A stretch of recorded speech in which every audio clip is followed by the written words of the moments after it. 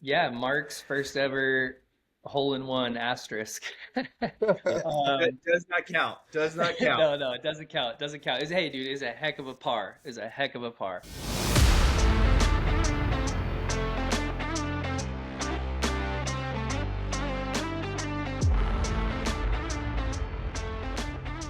Ladies and gentlemen, welcome to another episode of the Whole Story Podcast. Robby and Jonathan here. Jonathan, how are we doing today?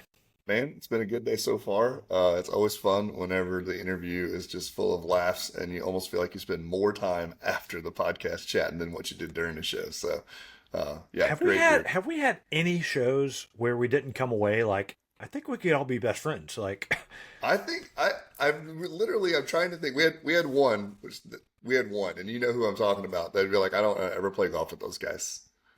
yeah. Other than that, and Other than that, and I don't it even know was if it we was put still a that. fine interview. Like, I don't even know if we put that show out. Did we put the show out? That was the one. There were so many technical issues, maybe and not. yeah, I'm trying to think. I think we didn't because we were just really uncomfortable. So, but everyone else, you're literally like, if I had unlimited funds and I could just go and play golf with these guys tomorrow, I'd go pick up sticks and 100% do it. Especially since a lot of times, like one of our favorite questions I always like is, what's the course no one knows about? Hmm. And 99% of the time, it feels like it's like a local beauty that they just really enjoy that's around the corner. And so, like, that kind of golf sounds like super fun with those folks. So, Yeah, yeah. I love. I mean, like you and I. Like, if somebody were to come to Columbia, you're not in Columbia, I am. But Yeah, like, if somebody was going to come, like, would we take them to Limerick? I Like, love Leonard. It's my because favorite. I mean, because that's it's where I like cut my a teeth. yeah, Yeah, it's owned by the county. right. It's got a good layout. I mean, it's Yep, typically not in the greatest shape, but like you and I have a ton of memories from there. a So lot. Yeah, I do love that question as well. But no, we interviewed Stephen and Mark Langford brothers. They've got Brothers on Tour Instagram account. They have different things. So Stephen does SRL Media, and Mark does Gimme Golf Studio. Big fans of the Gimme Golf Club. So we had met these guys last year at Landman and hung out with them a little bit there, and just can't wait for the next time we get to hang out. But we had incredible stories just hearing about their creative side, the things that they do. Yeah, just a lot of fun. A lot of yeah, fun. and especially in spaces that I have no idea how it even works. So always learning about the photography side and their process, and then just thinking through like at some point someone took that leap. Just incredible, and goes back to like they keep talking about the people that you can find, right? Yeah. Like the connections that you make, and literally just asking somebody, "Can you show me what to do?" And the game of golf is it feels so open to that. Like no one's gatekeeping any of it. Yep. So just a really cool stories. Good times with those guys. Never gonna play hockey with them because they probably just absolutely destroy Yeah. us. But yeah, Well, that and I don't want to put skates on because I feel like both my ankles would snap. But anyway, but no, so great stories. Think you guys are going to like it. We do want to thank our friends at Summit Golf Brands. You are rocking a zero restriction hoodie. that's I've right. got on a Beadratty polo, but they do incredible stuff. If you check out any of their websites to find these type items, you can use the code BESTBALL20 so our listeners can get 20% off any of their great stuff. So many thanks to them. Another friend of the program, Western Birch. We talk about their golf tees all the time. You can customize them, throw your logo on them. So we could put the Hill family on top of a golf tee, put it whatever colors you want, probably cardinal red, and then yeah, we would you can just get your own set of golf tees there, Jonathan. So many thanks to Lewis and the team at Western Birch. Check them out. Use Best Ball for a free gift with your order. A lot of fun things coming out. Got a course corrections that we're trying to get better at golf. We do our roundtables. We've got other podcasts that we produce for. So a lot of fun things coming around the Best Ball family of stuff that we do. So, but let's listen to the Langford brothers, Stephen and Mark Langford, as we talk to them on today's episode of the Whole Story Podcast. Y'all enjoy.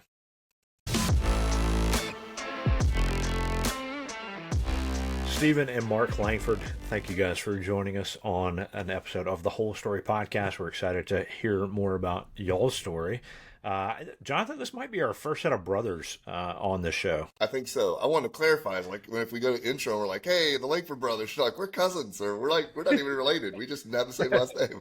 Well, one of the cool things they're doing is the Brothers on Tour account and the creative stuff that they do together. So I was highly confident that they were brothers. But yeah, so we got to hang out with these guys at Landman for the first time and just been fans of theirs prior to. But guys, welcome. Thank you, man. Really appreciate it. Thanks so much. Appreciate you guys reaching out. It's awesome. Yeah, absolutely. I'd, all right. Well, I'd like to start off by first asking, you guys are Cardinals fans, right? You're in St. Louis. You're Cardinals fans. So we are brothers. We do not live in the same location whatsoever. I am in St. Louis now, but have only been for a little over 3 years. So I'll probably upset some people and maybe make some people happy. I couldn't care less. Go Cards go, but also sorry, just not from here. Not a big baseball guy either. But that's mine. It was funny growing up. I mean, we're not in the same space anymore, but baseball was always the like sport we couldn't play because we played hockey, and the schedules of the two just never lined up. So I did grow up enjoying baseball, but from afar, and definitely loved watching Pujols way back in the day when he was a Cardinal. But that's like as close as being a Cardinal fan, I think, as I could say.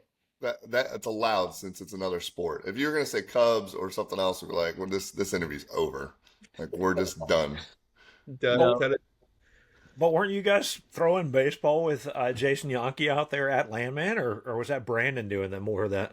I think Brandon and Grant definitely were throwing and scooping out on the course. Yep. I think like a lot of folks though. I mean, we grew up. Our main sport was hockey. We moved around a bit as our dad was in the Army, and then we settled in Texas. He grew up playing hockey, which is how he got his 3 sons to be playing hockey. But we played hockey, we played football, we played basketball. We had a hoop in the back. We played basketball. We played soccer. So we probably had mitts growing up. I don't know if that's even cool. Is that what you call it in baseball? Is that the cool term? I just outed myself pretty bad. You can skip it. We'll edit that part. Cool, yeah. Chop that out. We could throw it, but and even our grandfather actually pitched for OU. So we have baseball in our blood, but like Stephen said, it just kind of schedules didn't line up. Well, you got into golf somehow, right? So what was the driving factor, or what first got you guys playing golf? Funny enough, you just mentioned him. Yeah. Definitely our grandpa, Grampy, pitcher from OU, but I think as long as we have known him, has also played golf, and I think he played with his brother as well. We call him Uncle Lloyd. But I think seeing those guys play, but then also them just all trying to include the younger kids as soon as possible, whether it was taking us to a little clinic. I think when I was maybe 10 would have been my first organized going to a golf course for a lesson, but as a clinic with 30 kids in it, and one instructor just at the range all right, grab a bucket, here's how you do it. He's showing us one-handed chili scoops. But so that's my first. Yeah, for sure. I feel that's totally my first golf memories, and it was thanks to Grampy. I think our dad brought us out too, but probably with the encouragement of Grampy, I would think. Yeah, with Grampy probably. Yeah. Our older brother Andrew and I were talking about this relatively recently, and he was talking about that golf clinic. So I think our only lesson. I mean that we were little kids. Our only lesson, 30 kids on a driving range, and somebody a pro or assistant pro is getting paid to teach us. Andrew believes that he was a one-armed golf instructor. What? Are you sure? That's why I have the memory then of him doing one arm. But he was I know. there was nothing against it. He could swing the club, but it's just hard to win from. Or he's just just do it like this. We're like, okay. He was a big fella. He had a lot of power, and I also remember it was a one-arm swing, whether he had both or not. I remember it being a one-arm swing, and his big thing was let the club do the work. And so I don't know if it was which came first, but he remembers it that way. I don't have a good memory, as you know, Yeah, he so was the I lean oldest on at you the time. guys. When I was in Yeah, he was the college, oldest at the time, so I believe it. I just, in my visual, is just like, man, he just was like so laid back and casual, and just one arm plinking him out there, and no I really problem. hope he was a oh one-armed man, golfer. Me when Yeah, too. when That dude, I he would was make hit in that it. story college, so much better. when I was in college, I only played golf like 1 or 2 rounds, and I played him with Kenny the One Arm Bandit. Like he would get me, he'd take out his son, we'd be out there in a cart, and only thing Kenny can't do with one arm is cut his own steak. His wife had to cut his own steak, but the man drove. He drove a. I'm serious. He would tell you that he'd drive a manual truck, manual motorcycle, everything. Kenny the One Arm Bandit. Yeah, he Hey, was that's great. awesome. Did Good he for also him. teach golf lessons? I don't know. I hope like it's like this could that would have been awesome if Kenny, he was an IT guy. It'd have been great if Kenny's like second career was somehow teaching you all golf lessons. Traveling Yeah. to Texas to do one armed one clinic. Yeah, Oh that's my! amazing, man. That's cool. Well, Yeah. I mean, you look at online now. If you look at any of the YouTube pros out there teaching drills, a lot of their stuff is that one arm stuff, just to get the feel, let the club do the work, like you were saying. But Mhm. Some um, awesome players yeah, too. I just saw the USGA tournament, and there was some unreal players striping it around. Yeah, the Adaptive Open, I think The it's called. yeah, Adapted Open, yeah. Yeah, very cool. yeah, Very they're ridiculous. So you guys have turned your golf love, I guess, from an early age of being taught by the one arm guy, to love playing. Did y'all play in school or anything like that, or was it just kind of a fun thing like most of us? Yeah, just a fun thing. Again, it was probably maybe as we were kids, it was a little more often, but I mean, maybe as I remember growing up, it was like once or twice a year. Um, Especially like once we moved out away from Texas, Grampy would come to town, or we would go to Texas for a holiday or something with the family. And one of the days we'd spend time out with Grampy playing golf. So I would say it was really probably once or twice a year at most. And I think the switch happened when I started doing maintenance on a golf course in Colorado. So this is fast forward, quite a few years. I think it was 2010. Does that sound right, Steven? Somewhere in that region? Yeah, I'm A trying to couple years think. after I I was graduated in high spring school. right after with you, and Yeah, I think that was like junior year. So yeah, yeah.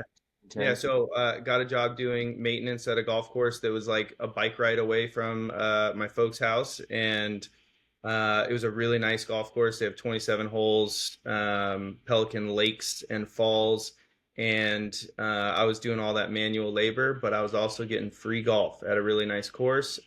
Didn't have clubs. I got free rentals, and we took advantage of that. I also got some sort of discount for friends and family. So Steven and I and a couple of our buddies would go and play golf several times a week. Sometimes it was kind of like, can we do every day this week kind of deal, You start getting the look from the pro shop, like you guys. That's not what the perk is Yeah, for. yeah, yeah. Kind You of get guys, this you vibe guys like are abusing it. Caddyshack when the caddy yard gets their like 1 hour at the pool. Right. Like you kind of it's like we had the like maintenance. We call them maintenance men, and then the cart kids. It's like yeah, we're not the cart kids. We're the maintenance men. We're getting our hands dirty, and we're maybe it was all in our heads, but like look down on class as far as like the employees on the course. And but yeah, we played a ton, and I would say then it was just kind of like we were hockey players playing golf. To get another golf movie in there, Yeah. like we were Happy Gilmore. We were hitting the ball as hard as we could. We were finding golf balls. We take 15-minute breaks while I was working and just find all the golf balls where you knew everybody hit them, and just like pocketfuls and fill the cart and then take them home. And so we were finding tons of golf balls and losing them just as quickly. But it really was just like, get a couple holes out there and we'll take off our shoes and hit the ball as hard as we can. Oh, Oh I man, that lose was you a guys? good story. He just paused or froze or something, but we'll get him. We'll get him back. Steven, let me ask. You guys have taken the golf thing, but also like you've got a very creative side as well, where you guys have both. Um, uh, hey, Mark, can you hear us? Yeah, technical difficulties. Sorry. No worries. All right, so let's start that over, and I'll edit this piece out. Well, you've taken like the love of golf, but you guys are also two of the most creative people I know from a distance. Yeah, we met at Landman, got to hang out just a little bit, but I love watching your stuff. You've got the Brothers on Tour account where you guys do stuff together. Stephen SRL, and then Mark, your Gimme Golf Studio. So, like, when did that happen? Was that a self-taught thing? Was there a one-armed guy that taught you guys how to edit video and take photos and stuff? Or Steve, go ahead. Um, no, I don't think I don't think we learned from him for photography, videography. Funny enough, though, like our grandpa, same grampy, at least for me, growing up, we would, like Mark had mentioned, played a lot of different sports, but he always had a camera on him, and was taking photos of us, and then would also go the extra step to print out some selects on the little 5x7, do a handwritten letter. Stephen, it was so fun watching you play. And then like genuine like things that happened in the game, and then you're flipping through and seeing these photos, and so that is like a first initial spark of photography for me, just realizing the value that it has and just the basically different world you're transported into as you're looking back on a memory and just kind of like being right in it. And so I think seeing him kind of have one on him a lot was where I initially just thought, oh, it's kind of like a normal thing to do is just shoot photos and take pictures of family or friends. But then we grew up skateboarding and snowboarding a little bit too, and there was a bit of that artistic drive and that just the whole culture of street skateboarding and then snowboarding kind of too, being the rebel against skiing. In those movie productions, there was always this sort of creativity or these like storylines, or they're wearing goofy outfits. So I think then we would, as young teenagers, go, okay, what are we going to do today? Or what are we going to film? So we would go and film our own skateboard stuff, or we would go and try and get photos on the mountain snowboarding, trying to look like you're on a mag cover or something. So I think that was like the original early spark. And then it kind of was always just on the back burner, I think, as we played pretty competitive hockey.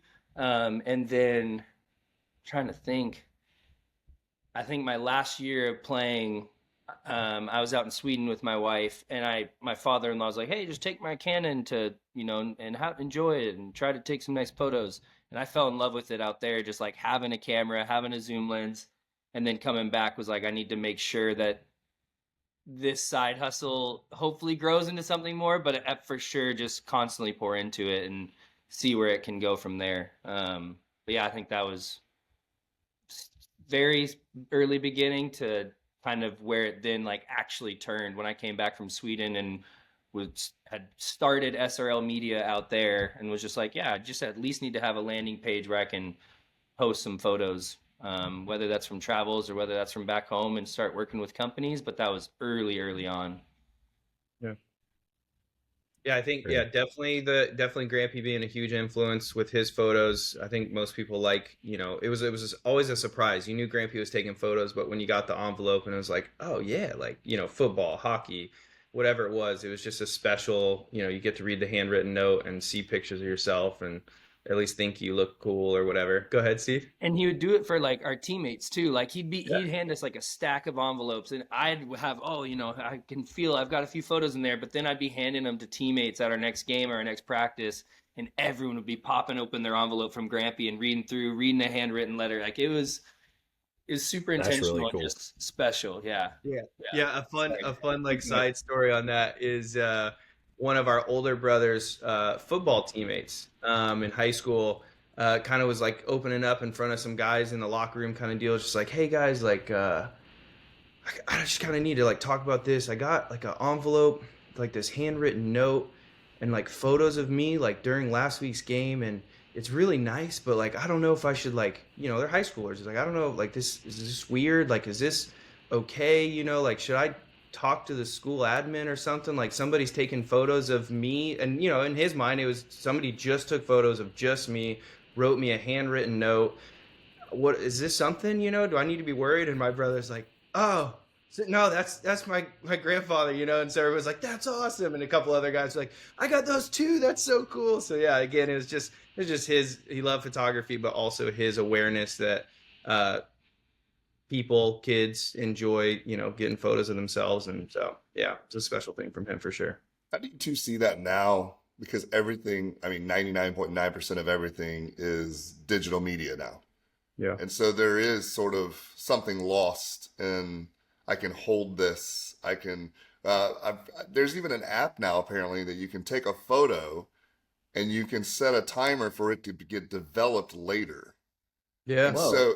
so my daughter's best friend just has it. So sometimes she'll be like, I'll take a photo all day long, and then whenever I get home, I'll click the button for it to get developed.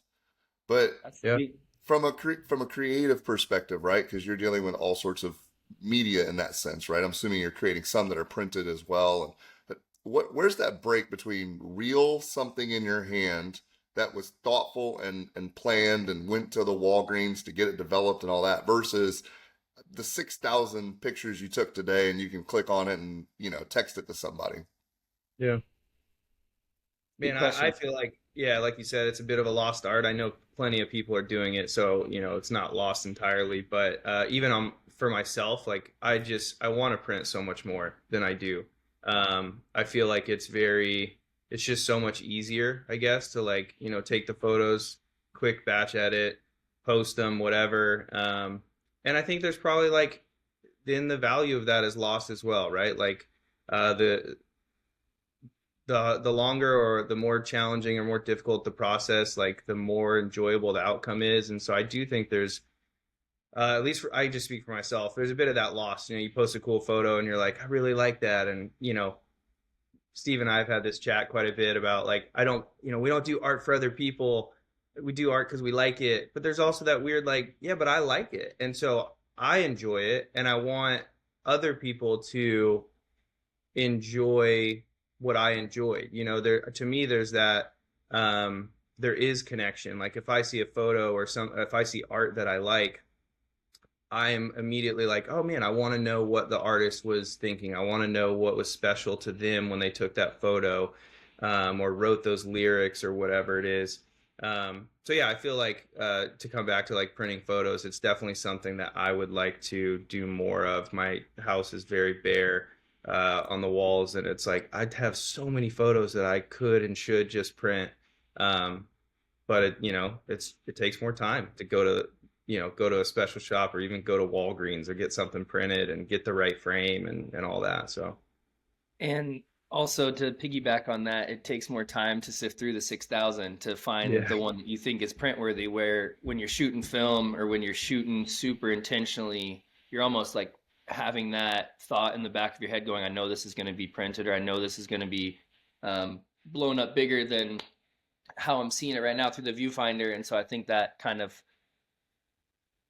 in the same breath, same but different, like it's you're putting so much more intention behind it that I think um I it's more time consuming in the front part versus the end whenever you have 10,000 photos on a digital card that you need to plug into your computer and go through one by one, and it's got to load before it displays you that preview, and then load, and you're like, all right, I don't have enough time to find one that's print worthy, or you might not be able to go through it like you would in a 24 roll of like, did I get one good one? Did I get two good shots that can yeah, be like blown up?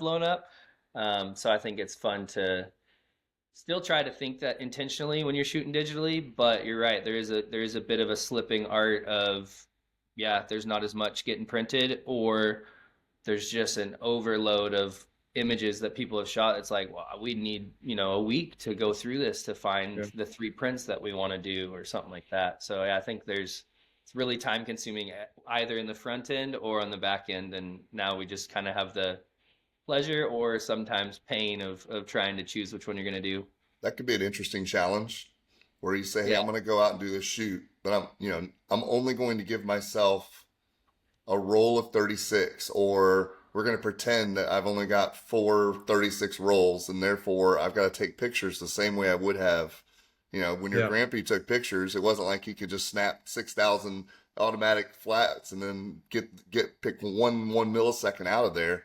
That'd be an Seriously. interesting challenge. Be like, I'm going to go out on this golf course and I'm only going to take 100 photos max So I've got to make them I count. love doing that. I love trying to limit myself to either a certain number or just tell myself like, yeah, you brought your camera, but you don't need to have it out the whole time. Like, bring it out for when your body's like, "Ooh, that's pretty. Should I take one?" No, we're golf. Okay, you stopped yourself already. Like, let's just take that photo and then put it back in the bag and keep going.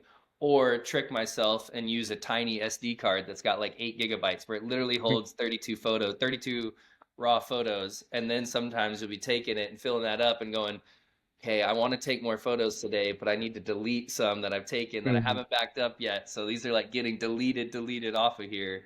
So yeah, it's definitely fun to try to go back into that world, or at least just like give yourself a little bit of a challenge, like you're saying, and be intentional with, all right, 30 shots today only, and hopefully we get 10 good ones. Yeah, and it's an interesting thing too, like when it comes to work, because then you're like, I can't miss this moment. I'm getting paid to not miss this moment. And so like it's much easier to have a heavy shutter finger, because you can't afford to miss it. But in a weird way too, right? Like when you did film, it was like I didn't miss it. I took a photo. And so like whatever, maybe the exposure's off. And that's kind of cool. Like the app that I think you said your daughter or her friend was talking about, right? Like you might have hoped that it was a little bit different. But you captured the moment, and that retro style is coming back in an app like that. You see all the like, blurry photos and, things like that. It's like, hey, make this photo look, like make it look like you missed the photo. Right. And so it's interesting that you kind of have both sides of that coin, right? There's the value of, I can just hold the shutter and then I have to go back later and look for the one. And that's technology helping, but there's also the other side where it's like, maybe there's the freedom in, I'm not going to miss it. I'm going to press the shutter because I want this moment. And I'm going to, trust my skills or whatever it is and take that one and see what it looks like. And that's how I captured it. We'll get what we get. Yeah, we get what we get. To me, as the old guy, it's reminiscent of enjoying the moment, right? Like, well, Robbie's the same age, but still, like, in our world, we didn't grow up, like, there weren't pictures taken unless someone intentionally did it, and you just enjoyed the moment. Like, you have a handful of photos from, like, Christmas or something like that, but it wasn't an everyday thing. It wasn't all, I always get frustrated when I'm at a sporting event and, like, the Open just happened. Everyone's got their camera out. Like, guys, there's going to be, like, 6,000 replays of this on YouTube. You could just watch. From a better angle. Yeah, exactly.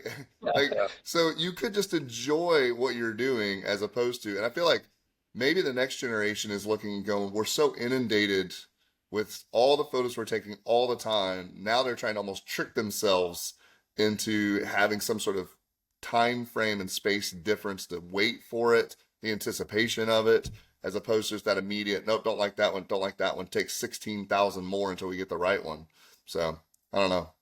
Yeah, Fujifilm just dropped a camera that's like you can put it in a mode where once you take one photo, it starts like basically like a timer, I think. I don't know how they did it, the software, but you basically can choose between like 36, 42, or 90 and shoot like a roll. But it's a digital camera. It's a brand new, like, I don't know, kind of looks cool, kind of looks fun, but kind of looks like they want you to be more in the moment, capturing things just like a snap. And yeah, don't look at your results to go, oh, did I get it? It's like, no, you can't look at it. Like you'll see the end when you get to 36. That's awesome. Does it go? Does it whir like it's winding up the film at the end? That'd be sweet. Hopefully, a little crank, yeah. Right. Hopefully. So you guys, you've got your own thing that you're doing, but you have Brothers on Tour. What's the goal with that? Like, what do you guys like doing with that account, with that brand? I think, and does the other brother feel left out? I don't think he does. We have another brother as well, so there's two more, and they're not into golf. So I think that if they were into golf, I think they would definitely understandably feel left out. We wouldn't have left them out. But I think it's kind of interesting to go, to what our goal is. I think it goes back to the beginning, little Princess Bride there. When we started Brothers on Tour, I would say we were both watching a lot of Adventures in Golf. At least I was. You had told me to watch it, and I was like, "What is that?" And this is like early. I just found it posting. I think. 2018 or 19. 18 or 19. 19. And so, it was like, man, I love travel. I love golf. This is really interesting. Experiencing different cultures, playing this game, obviously capturing it in video and telling story. And Stephen is still in just outside of Vancouver in Canada. And at the time, my wife and I were living in Seattle. And so we were like 2 hours, 2.5 hours away from each other. And we would drive one of us across the border to play golf together. And so it was really cool it was kind of, I don't know, it was like half a year or something where Even we got less. to do that, maybe less. And then the pandemic started and they shut the border down. So we could no longer play physical golf together. I think that's when maybe like when I started seeing the adventures in golf stuff, just absorbing content and so I said, hey man, like we can't play golf together, but this would be a cool way to play golf together when you go out, take some photos, video. And at that time it was like iPhone. Like it was just whatever, like just take some video, take some photo, make a post, and that'll be a fun way that I get to see you around. And I'll do the same thing. So it really started as a way for us to connect, bonus for social media because we couldn't do it in person. So that was the goal, is just like, hey, let's just, it wasn't even bringing our real cameras out. Like it was just a way for us to be together when we couldn't. And I think just a couple months of that, and we started bringing our real cameras or whatever, and taking photos and just doing it for the fun. I still don't think there was any like real goal besides we liked golf. And I think we were both dabbling a bit more in photography and video work. And I don't know what the switch was, but it just maybe Steven has an insight on that. But we just kind of switched, maybe like talking to brands, like, hey, I like this. I'm a photographer, like a lot of folks do. You go free to fee. Send me the product and I'll take some photos. And I think that was kind of the goal. Is like, we like golf, we like photo. Let's just do this for fun as a way to stay connected. And then my wife and I now live in St. Louis, so we're even further apart. Borders open, but that doesn't help us too much right now. And so it's still a way for us to connect in a way. Yeah. Did you miss anything, Stephen? No, I don't think so. No, I was trying to think of the switch and like when it changed from us just doing it for fun and almost like it's like our little journal entry a little bit to each other. Like, hey, here's at Redwoods and this happened and here's a birdie look on the fourth frame or whatever. But then I think, yeah, just reaching out to brands, reaching out to a lot of people and like most times when you do that, it's crickets. But then you have one person or two people who are like super interested and Who one are some of the ones that were interested and I was gonna actually say, sent you guys sorry. stuff? Yeah. I think the switch was, I could be wrong, but I think Mariner Golf. Is it Jason at Mariner Golf? yeah, I he would have think been that was one of the first ones I was just gonna I say. think because like we don't have a following, or like it's nothing big. It's fun. That's the goal, is to have fun. But I think as it started, maybe getting a little traction, I think he reached out and said, hey, I like what you guys are doing. Can I send you a head cover or something? And it was like, whoa, Well, hey, this is cool. It went from just a for fun thing to like, yeah, I'll take, free head covers. Like I think that was, if I remember right, maybe we reached out, but it felt like that no, was kind of an eye opener. Like, okay, like maybe we could do something there with that.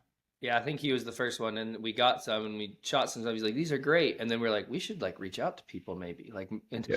we should start trying to get our name out there." But it for sure was super organic and just doing it for fun. And then Jason reached out from Mariner, and then I think the next one was probably Sunday Swagger, and we're like, "We can get paid. Like, he's going to give us a little bit of money plus some gear to go shoot. All right."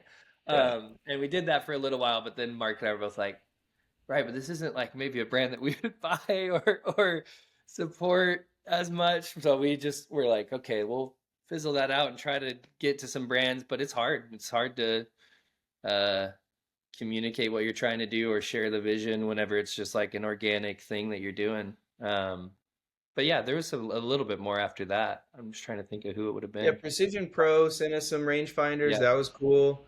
Um, but yeah, Yeah. yeah. So you've got this thing together. I think that's really cool. Neat way to kind of stick together and kind of follow each other's journey. I don't know if there's any grief or comments going back and forth about who's the better golfer, who's the better photographer, or whatever. But Stephen, you've got SRL Media. Tell us about that, and then Mark will jump back into the Gimme Golf Studio stuff. But Stephen, why don't you start? yeah. So SRL Media, those are my initials. Stephen Richard Langford, and I was out in Sweden playing hockey and had a bit of extra free time. And father-in-law said take my Canon, and so I was definitely enjoying shooting some photography out there. And Sweden and just Scandinavia in general is beautiful and minimal, and there's all sorts of architects and just cool design everywhere you look. So it was really easy to have something catch your eye, and it's just different than the U.S. and Canada. And so yeah, started it out there just like as a page, basically to have a landing spot for my photography, and then as Brothers on Tour was going, put a lot more focus onto that of just like enjoying golf and posting there more regularly. And then I think when Mark and I were probably trying to figure out if we could make Brothers on Tour something like a media company, or okay, we'll film and create a channel and post episodes.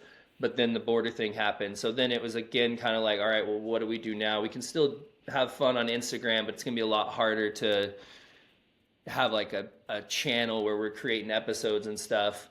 And so I just kept SRL Media going and reached out to a couple local courses that I was playing at already and taking photos for the Brothers on Tour, but was just like, hey, and you guys look like you might need some help with your just trying to basically insert myself in places that I saw could use some help or could use some recent photography. And yeah, got linked, kind of again forced myself on someone who's like, hey, Colby, a guy who runs another golf media company called Par 6. I was like, yo man, let me just shadow you, let me bring you a coffee. I see that you're doing a lot of work with golf courses, photo and video, would love to just pick your brain or whatever. He's like, yeah, just really busy, I'll get back to you.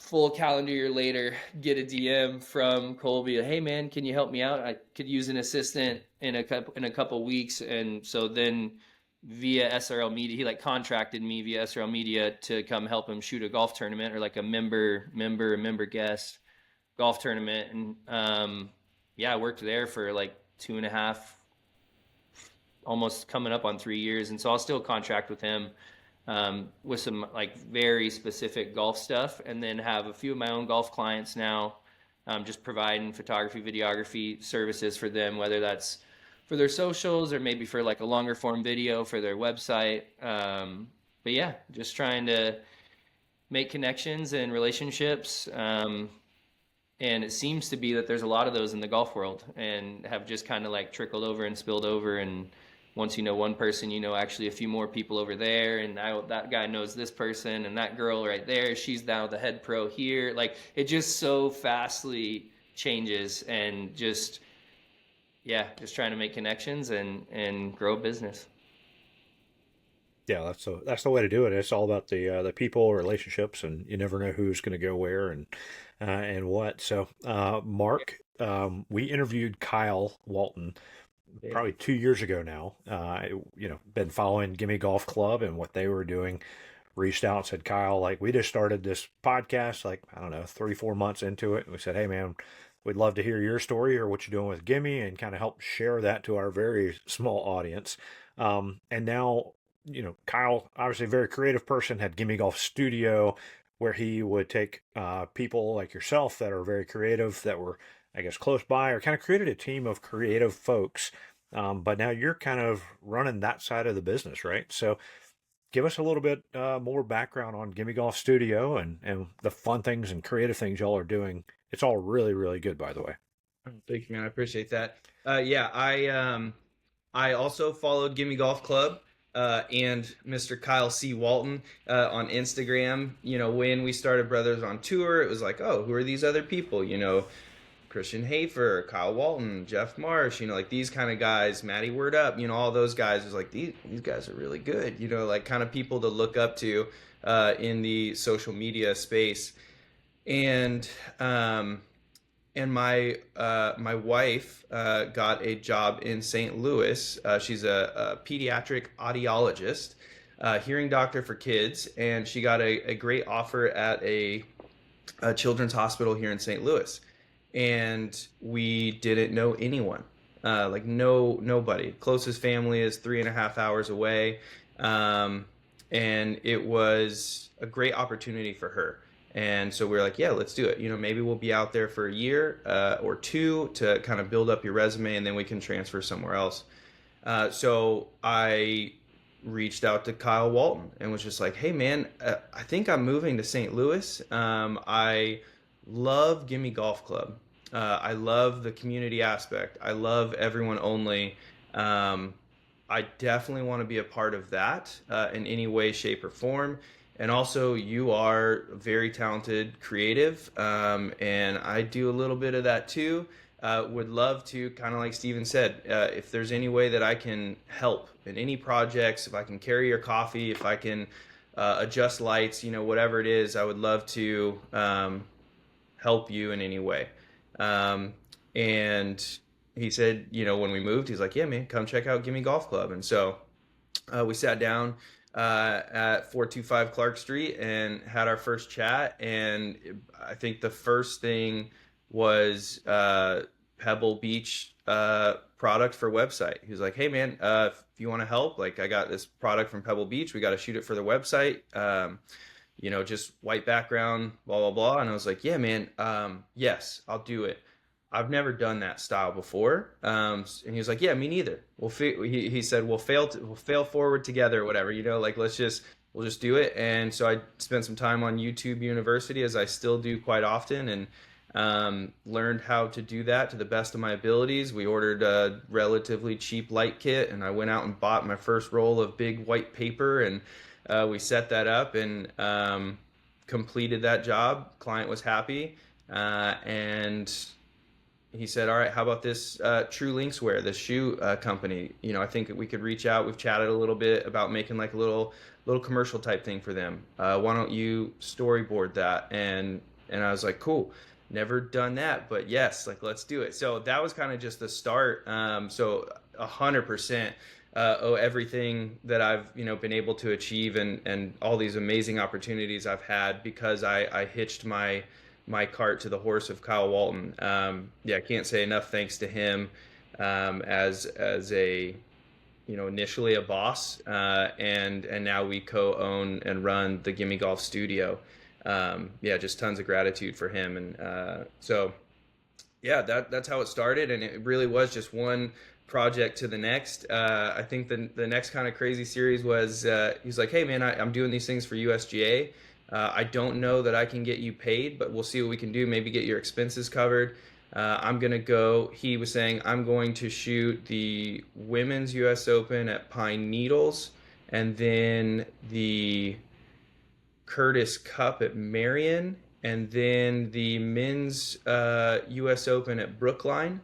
Do you want to come and, you know, just help in whatever way? It may be that you're just running SD cards. It may be that you're, you know, getting an edit or something like that. We'll see what we can do.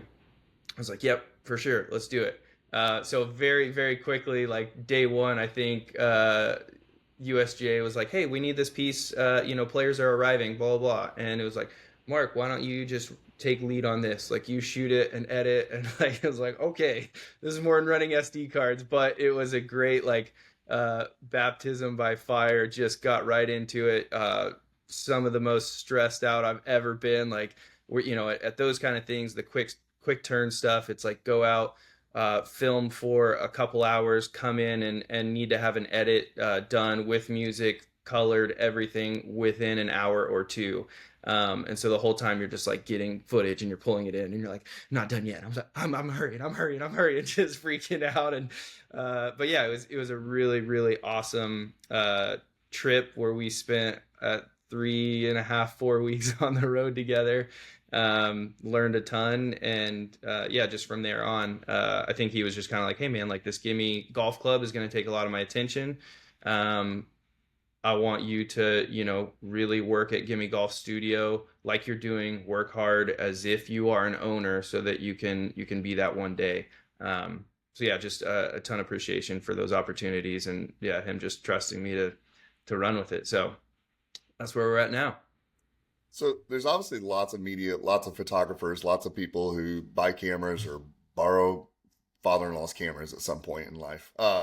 What would you two say to someone listening to this and thinking, I want to get into that space, or I feel like there's a creative hole that I need to fill? What would you say to those folks in terms of how to get started or what it looks like, or even if, or maybe just don't, because it's really actually behind the scenes really bad. Because sometimes that's true. Like behind the scenes, it's really tough. Yeah. Steve?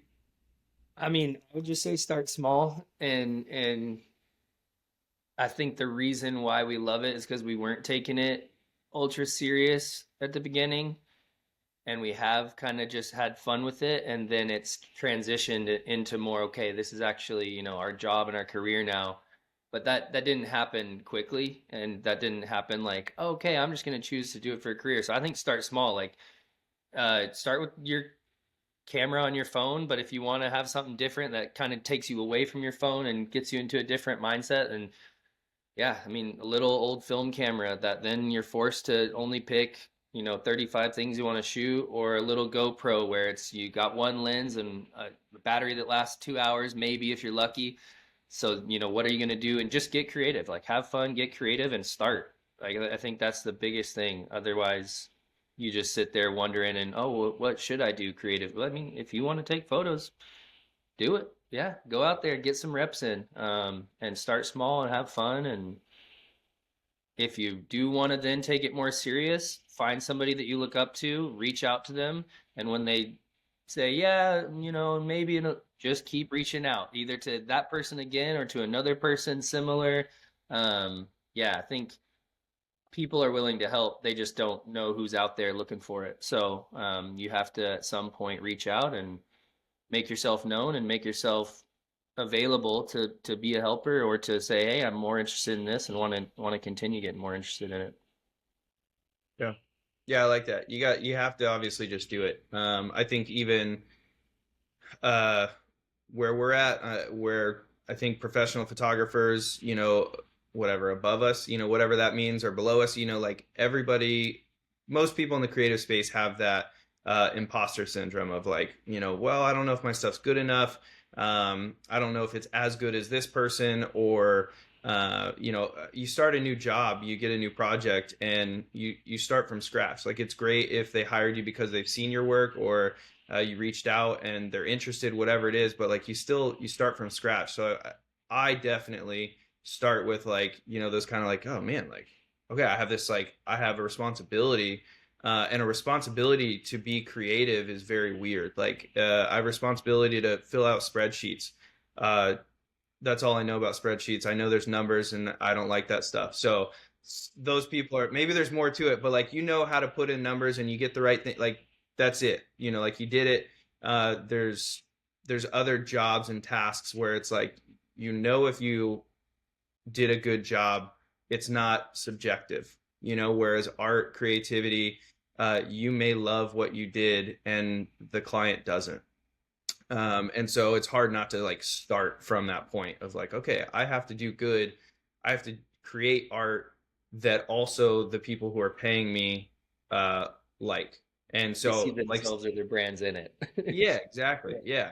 And yeah, there's so many different things on that. But like Steve said, you just have to do it. Like if you, Jonathan, I like what you said. If there's like a void that, if you're like, oh man, I feel like this is missing in photography or golf photography specifically, or when I'm out there, I see this, like I think that's when, if you want to take photos and you feel like you see something interesting, Steve kind of had that, share that moment, like, maybe I'll take that photo. No, I should keep going. Well, I had that thought. So like something caught my eye. I felt something. It was interesting, to me at least. So I'm going to take that photo. So yeah, I think there's like both sides of the coin. If you want to get into it, you don't know anything about photography, definitely Google, learn as much as you can, but also go out and do it.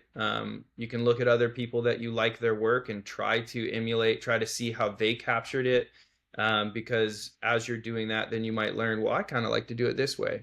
Or, I can make photos similar to theirs, but what really catches my eye is something like this. And so yeah, just got to do it, be creative, take photos or whatever it is that kind of speak to you. And yeah. Talk about the volume of photos. I'm terrible at pictures. I'm colorblind, and I'm 99% the guy that wants to keep everything in my, like, I want to keep my phone in my pocket. I just want to be there. And my wife, we get done with trips. She's like, we didn't take a single picture. I'm like, yeah, but we were there.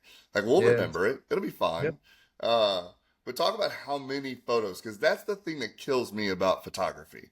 The amount of photos. We just had a guy, whenever we went over to Scotland, and he came and took photography. He said, I'll take like 2,000 photos, and I'll get 75 to 80 good ones that I can actually work with. So, like, you talk about imposter syndrome. Help out the folks out there who think that you all are taking the perfect photo on the first try and what that means. Whoa, whoa, whoa! They are taking the Oh, perfect sorry. photo on the Sorry. first try. You guys are the pros. Let's talk about the Yeah, I people don't that know know how about to the guy take that it. you brought Talk to about the Scotland. other people. It wasn't, you bring us to Scotland, we'll take 70 bangers every time, never miss. No. Go for it, Mark. Yeah, man, I think that's the, like we talked about earlier, that's the challenge. It's for work, you can't, you don't want to miss the moment. So, and like for different purposes too, right? Like, oh, I'm going to shoot this vertical, but I also might need to get a horizontal photo as well, depending on what they're going to use it for.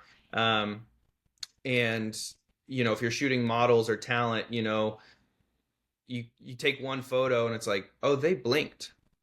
That is a very different photo than when, or they had their mouth open in the middle of a sentence. That is very different than when they were like naturally smiling or something like that. And so I think it's very difficult not to shutter burst, make sure you're getting the photo. Because when you're on a paid gig, like you don't want to miss it. You don't want to turn in a photo of like, well, yeah, like I only took one and their eyes are closed, but like I didn't overshoot. Like that doesn't make a happy client. So yeah, I think that's probably why, that's definitely like an unknown aspect. It's maybe like kind of like the social media thing, like everybody's posting their highlights for the most part. And so, there's all that like, oh man, their life is so good. Look what they're doing. It's perfect. Their cupcake is amazing or whatever. And it's like, dude, they're not eating cupcakes all day, every day. They're not having these glorious moments every day. They're not shooting that perfect, beautiful photo every time. There is a process of culling through the images, finding the one that you like out of the 8 or whatever of that moment. Yeah, I mean, I'm sure there are other people that have different opinions on that. I think, I mean, to bring it to baseball, sort of, I think it's like a batting average. You even the best hitters are swinging out, striking out many times, but they have a process and they are skilled enough, or they have, they've done their research on a pitcher. They know they're going to get a pitch eventually. Yet they are, I don't know, the best hitters are like 0.3 or 0.35. So it's just similar in that aspect where you gotta swing, you gotta shoot, you gotta take the photos, but then hopefully you also then have the expertise or the history or the knowledge to, like Mark said, cull and get those 70 or cull and get those 8 of that moment that you shot, maybe 250 photos around those like 30 minutes, but you only needed 10 for the post. So yeah, I think it's a little bit of that where you try to build up your tools and your craft as much as you can, but then at some point you also need to be shooting during the moments that are happening, hopefully knowing you did enough research beforehand, you know your camera well enough, or the light changed and you were able to think on a switch, okay, I'm actually backlight this now because there's tons of sun or whatever it is. Um, yeah, I think it's a bit of thinking on the fly and be willing to swing and strike Yeah. out. But maybe you do crack a homer, or maybe you don't. Maybe you just had a game where you're just hitting singles and doubles all day. Hey, you're still scoring effective. You're still getting out there. You still completed the job. Yeah, there might not have been a homer or a grand slam in there, but you were swinging. You're out there. You're getting reps in. Um, you know, cliche, but trusting the process and trying to, yeah, do work. And like Mark said, you know, you tell your client, I didn't fill up my SD card. They're like, yeah, but we only got 4 photos, dude. Like we only got They're all 4 good ones. blinking. Yeah. So I think you just have to switch, whether it's work or whether it's fun. I think you can kind of go in with different mindsets and different trigger fingers. Sometimes it's not spray and pray, but more, okay, I need to make sure I'm on burst and don't catch like the half open wink or, you know, goofy looking face. Or I'll catch, you know, 100 of those, but I got 2 where they're smiling and look natural. Yeah, I think you just got to change mindset depending on what environment or what job or not job you're going into. And I think I think like yeah, you can also like, sorry, quick, like you can I probably contradict myself here in this next sentence, but art is subjective, right? So like we talked about it earlier, like you might have a blurry photo and you might like it because it's cool, it shows emotion, it captures that there was movement or whatever. But somebody else is like, oh, it's out of focus. And it's like, yeah, isn't that cool? You don't like that. Okay. So I think it's Steven's, you know, in Steven's reference, you know, look at us using baseball. You might hit a home run, you might hit singles and doubles, you might hit nothing, man. Like that, I mean, that, or you might hit nothing to someone else, right? Like you might think you hit something great, you might really like what you took, but it might not speak to somebody else, and that's okay. If you know, if you're capturing the moment, if you're enjoying it, if you like what you have done. I guess that doesn't work in baseball. Like, no, I didn't hit anything, but I swung well. But I do think there's a certain level to kind of going back to the whole film one opportunity. You don't want to miss the moment. So there's a little bit of like stress pressure for a client. So you are a little shutter heavy. But there's also a lot of value in, I sometimes say like, hey, I was in the viewfinder. You know, like I took one photo and I was looking through it for a while, waiting for what I thought was going to be that smile. Waiting for what I thought was going to be, you know, they just walked in, you know, a lot of street photography, right? Like they're just waiting. Oh, that person's about to walk into my light little spot that I had set up, you know, that kind of style. So I think there's, again, it's subjective. It goes from like, you just got to go out and do it. Practice doesn't make perfect, but like you get better at using your camera and maybe feeling those moments when they're going to happen. And if you're ready to take the photo, then you're in a good position. Yeah. Oh, we could talk for hours and learn from you guys. One, we will never be professional in what y'all are doing, but we highly respect it. I actually think I saw Kyle share this one time, the difference between creating art and trying to create content. And you guys are creating the art stuff, the people that I enjoy seeing, watching, viewing. And it, you know, for somebody like y'all, or for even somebody like us, like in our podcasting and the storytelling that we do, like we want to tell the stories that we like, and we're not really chasing the likes, right? Chasing the, you know, the social media like thumbs ups and things like that. Like we want to produce things that we like, we appreciate, same as you guys, and I think y'all do it incredibly well. So, yeah, keep as Kyle says, keep going, right? Like, yeah. Well, again, we could talk about it forever, but let's shift kind of back to you guys, and we want to talk some golf. So I want to hear the story. We want to hear the story about your most memorable golf shot. It doesn't have to be something that you guys were together, but I want to hear each of y'all's most memorable golf shots. Kind of. I don't know if I have my own or if I have one of yours. Go for ahead. it, Stephen. Yeah, Mark's first ever hole in one asterisk. That Um, does not count. Does not count. no, it doesn't count. It doesn't count. Hey, dude, it's a heck of a par. It's a heck of a par. I don't even We're count it as a playing. par. Full disclosure, I don't even count it as a par Uh, because I guess. Well, no, I think there's red stakes. I think you could have. no, because Maybe there so wasn't. when sorry, I will preface it and I'll let Steven tell the story.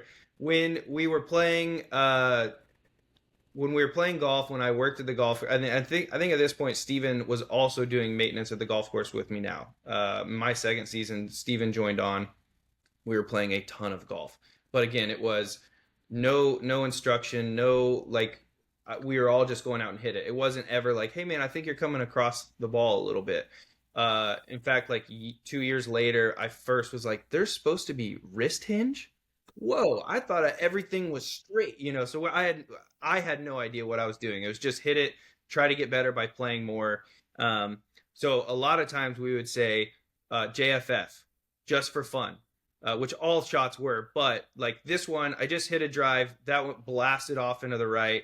It's still in play, but like I want to get another one, so we'd be like JFF just for fun. So this is one of those moments where I hit my tee shot and then I said JFF. And the first one was poor and debatably out of bounds and unfindable, unplayable. Okay, JFF tees up another one, pures it. I think the pin was just tucked behind a little hill, so you couldn't quite see like the cup. But we were like, man, that was going right for it. Like that'd be so crazy. Wouldn't that suck if you jarred it on your JFF ball? And sure enough, yeah, we walked up and pulled up on it, and we were hooting and hollering, but also laughing and like, can't believe that was your first tee to cup experience, and it wasn't And our legitimate. buddy Lage, the first that he was on the tee box was like, that's in. That went in the hole. And I was like, we can't even see it. He's like, it went in the hole. Like I know it did. And the first thing he said when we get up and pull the ball out of the cup, he's like, that doesn't count. I was like, I know. I said Enjoying. He's like, you can call it par. And I was like, no, man, like I did find my first ball and like I thought it was in play. It is. This does not count. First thing he yelled though, that doesn't count. Thanks, friend. One of those golf friends. Yeah. I think my other one that also doesn't count, does count, depends who you ask. Par 3 golf course. So the first hole's a par 4, the rest are par 3s, whatever you want to say. When people ask, do you have a hole in one? I say on a par 3 course. It was a fun day. When I was living in Seattle, I was, as Stephen also was and probably still is at different times, like we're the single joining your group kind of guy. I know there's that like negative space on that. But I always felt like, dude, there's opportunity to make new friends, have a good time. We clearly love the same thing, at least one thing in common. So like we can have a good time. And this group of 3 guys were very friendly, welcome me in right away. The second hole, I hit a little gap wedge, 2 hops in the air. Again, this guy goes, dude, that's in the hole. And hopped once, hopped twice, right in the cup. We all start freaking out. The course is small enough that everybody's kind of taking notice and all this. And it was just a really cool moment. Obviously, hole in one is fun on a par 3 course, still fun. But the guys that I were with, total strangers, 20 minutes ago, they were like, oh, dude, do you have your phone? Like, I'll take a video of you getting the ball out of the hole. I got the ball out and they're like, hey, I have a Sharpie. Like, you should, you don't have to, but like, you could like write your initials and put hole in one and we'll all sign it. And, That's awesome. they were telling other people as we, like, hey, what happened? And like, he got a hole in one. It was amazing. So like they were just as amped as I was, which is cool and speaks to, fun things about the game of golf. When we got in the pro shop, because we're sickos, we're like, hey, we finished 9. Can we go again? They're like, yeah, go ahead. The guy was like, hey, he also got a hole in one. I know that you guys will like send an email to the PGA and they'll send you a certificate for his hole in one. Can we do that? Blah, blah, blah. So like, it was just a really cool moment. Not just for the hole in one with an asterisk, but also because just the cool community that comes from golf that can, be with total strangers. It was a lot of fun. Love it. Every part of me wants My to say moment of that's like, shame is that I was playing in a bro tank, and so I have a hole in one and just have like an awful tan line with a tank top, and it's like, yeah, it is what it is. Oh man. One of my closest I've never had one of my closest times. I'm pretty sure I pulled out the sleeveless shirt on like Lenrick Jonathan, yeah, a local muni here in Columbia. So anyway, Linux. thankfully I didn't make it, so I didn't have a picture with that on. Yeah, I got a photo. Photo evidence. There's I something love it. powerful in free swing and no sleeves, though. Take note, everybody. I love it. That's true. I Another love it. thing, another fun thing we like to do is what we call a quick nine. So this is just back and forth, quick answers usually. Uh, I'll ask the first one here. What is the favorite course that you've played? Sweden's Cove is gonna. If I'm gonna try to go quick. I had a lot pop into my mind, but Sweden's Cove is very, very special. The first time I played it was with Kyle when he was having his family tournament. There's guys that are in the tournament, and then as I kind of coined, at least in my head, the extras. We get invited to help pay for the rental of the course, and we get to play this amazing property. It is just a playground of golf for all folks, but just funny to be like, yeah, I'm a grown up, and I felt like a kid out there. I played a whole bunch of golf holes without shoes on. As I was finishing my 38th hole of the day at sunset, fireflies started coming out. I was barefoot, and it was just like, this is golf. I want some of my ashes spread here kind of moment. It's a really cool place. Yeah, to go quick, a few popped in my head. Like one local course, loved the routing, but I think Landman was just a whole new experience of golf. A, like conditioning and just the course level, but then B, just the fun and the honestly just like the pure joy that was for 2 days straight of meeting and playing with strangers, with my brother, with friends, with you guys, like literally just exploring a course and feeling, I think, yeah, like a teenage kid again, just running around and having sore cheeks and abs and core from laughing so hard and just grinning from ear to ear for 36, 72 hours, however long that was. Yeah, lots Shout out lots Rob of golf. Collins. Rob Yeah, Collins Oh, with yeah. Rob Collins has got a theme here, right? yeah. Yep. All right. So bucket list course. I mean, I think just to see it and I think also too just how aesthetic it is. I'd love to. I don't know if I'll ever play it, but at least to step foot at Augusta would be really cool. Just to walk that place. Play it would be again like a pinch me, but Yeah. Yeah, that'd be wild. I think that's gonna. Sorry, these are not short answers. If they're supposed to be No, short, no, no, you're just fine. sorry. They're quick. I'll talk, but it may not be as short. Not growing up in golf, I don't, like golf history. It wasn't like a thing. Like we played a little bit, but like even as a kid, it was like I'm not watching golf on TV. Like that is boring.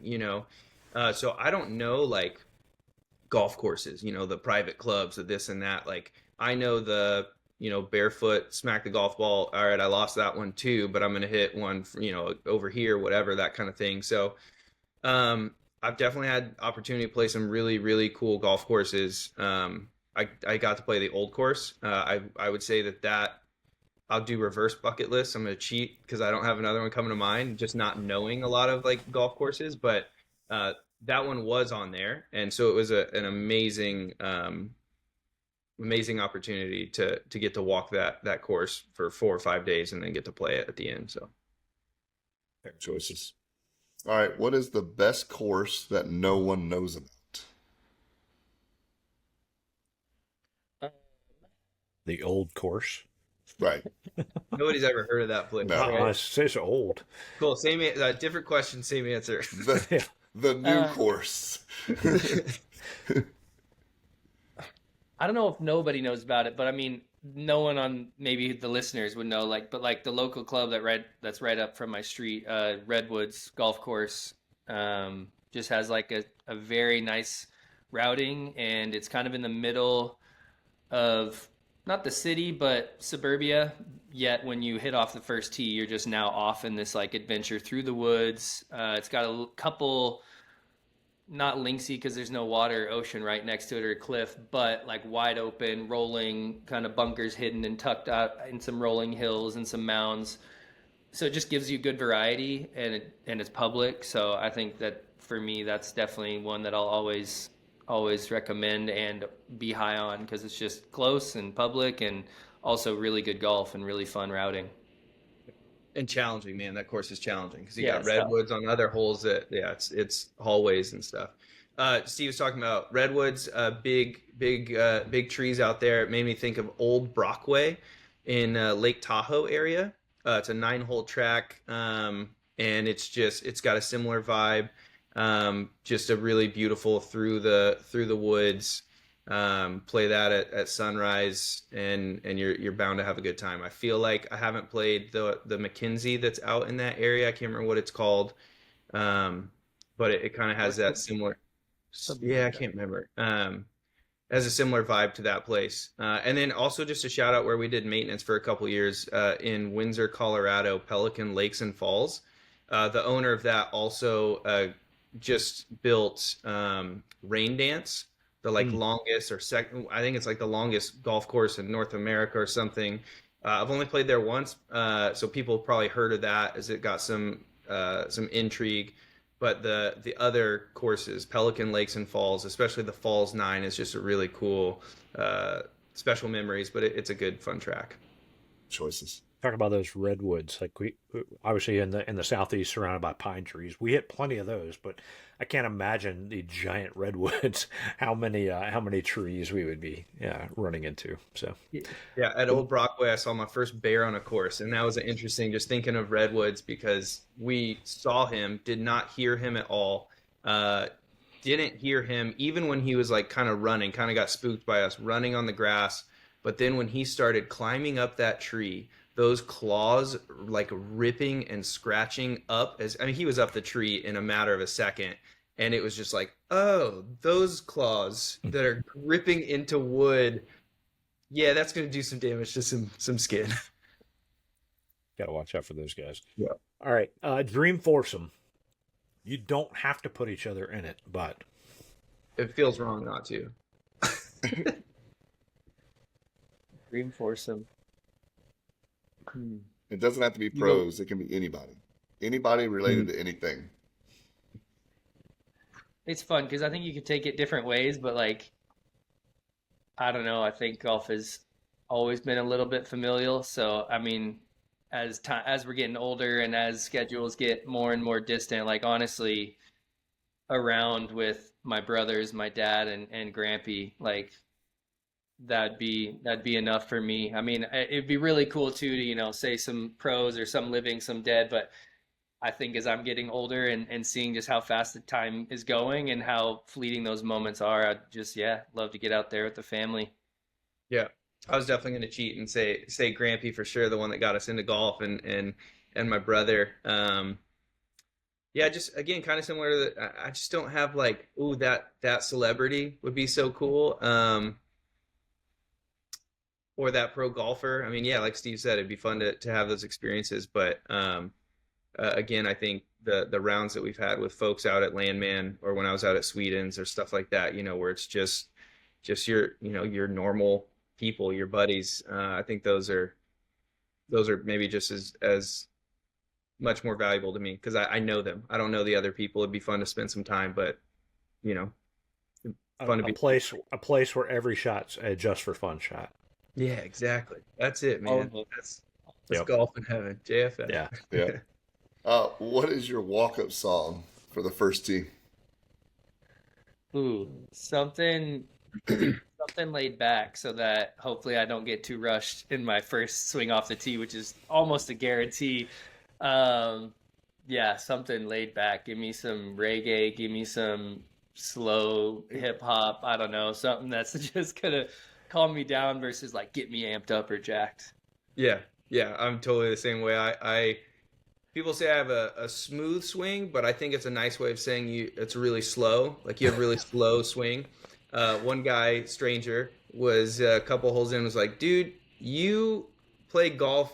It was a mouthful. You play golf like you look like you would smoke weed good, basically. And I was like, you've been thinking about this for 3 or 4 holes. Like that was so long, and that was as short as you could make it. But I'm the same way. I listen to all sorts of music, but it's only a few times when people put on like I'm gonna heavy gangster rap or something. It's like, dude, this does not get me in a headspace to play golf, or like hardcore rock. I'm like, dude, some reggae, some oldies, some slowed down Bon Iver, Ben Howard, something like that. That's definitely more my speed too. I love it. All right, favorite club in the bag. 7-iron, right in the middle. Easier to hit than most. I'll give you an even easier one to hit, my putter. I've learned that one's been part of the reason why I'm not good at golf and why I have such high scores. So I've been working on that one a lot, and it's gotten better. But of course, as golf goes, then the drives and the driving irons are nowhere to be found. So yeah, the putter and the wedge right now. Favorite snack on the golf course? Oh, give me an Uncrustable. Nice. Yeah, I'm gonna go with the homemade version of that. Is a peanut butter, honey, cinnamon, banana sandwich. Cinnamon. Yeah, dude, it's supposed to like help regulate your blood sugar. So you eat the peanut butter, the banana, little honey for sweet, and then keep you on that same plane for a bit. Love it.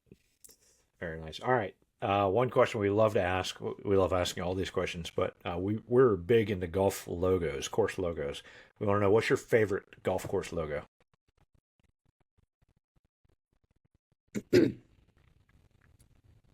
Man, the Lido is really, really good. That was the first one. I got something here from the Lido that's sitting on my desk, and I just think that, especially out of all those properties, that one is just so cool and iconic and simple, but yeah, it's beautiful.